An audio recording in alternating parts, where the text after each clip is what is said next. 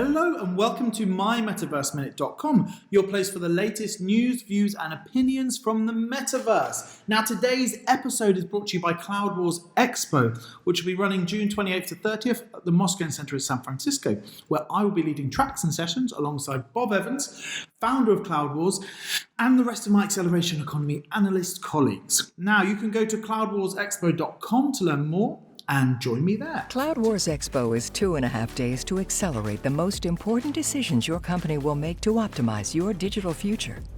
Join us June 28th to 30th at Moscone Center in beautiful San Francisco, California for the most influential thing to happen to cloud since Bob Evans first ranked the Cloud Wars Top 10 almost 6 years ago.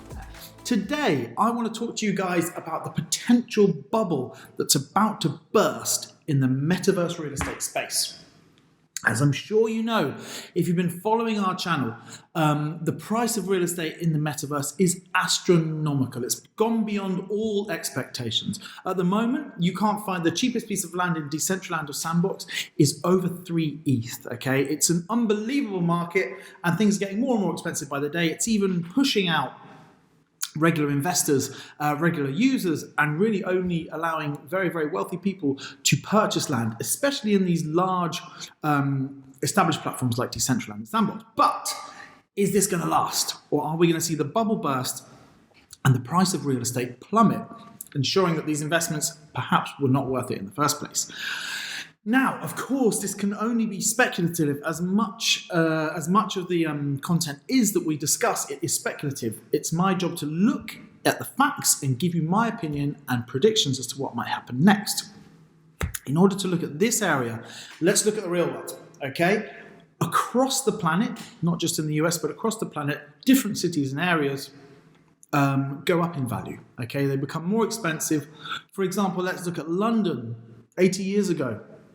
Before the Second World War, London was not an attractive place to live. Much of the East End of London was uninhabitable for most people. Now, you'd struggle to find somewhere under $1 million to buy there. Okay, the same is true of Paris. The same is true of many areas of New York too. Let's look at San Francisco.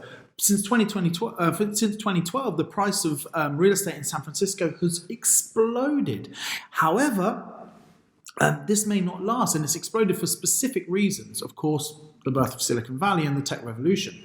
Now, what does this mean for the metaverse? Well, areas in the metaverse may go out of favor, okay? We're yet to see how the metaverse develops. We're yet to see how the interoperability of different platforms works, okay? You may find that areas in Decentraland, when you join them up with other areas and other platforms, maybe might not become as attractive to users as newer versions, new platforms with new innovations.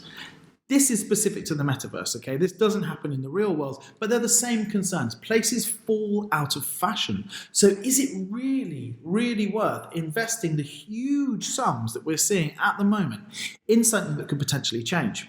On the flip side, the metaverse is a virtual world which can be changed in an instant, okay? It's all about changing the coding. It's all about the development. It's all about the investment in these platforms. So if developers for Decentraland see that other platforms are gaining traction and people are becoming more attracted to buying real estate in those platforms, who's to say they won't just up their game and change the entire landscape itself? It's like saying, for example, a small island off the east coast of the US becomes the hotspot for the wealthiest investors, for people that want to party in the most beautiful settings. Perhaps it becomes cool to be surrounded by pine trees, right? Let's say that on Decentraland, they copy that model, okay? So for example, one platform might have seas of purple seas with orange clouds. I don't know. It could be anything, but there's no reason to say why trends can't be copied in the virtual space in an instant. Anyway, it's given you a lot to think about. Let's see if these predictions come through. Until next time, stay tuned and stay curious.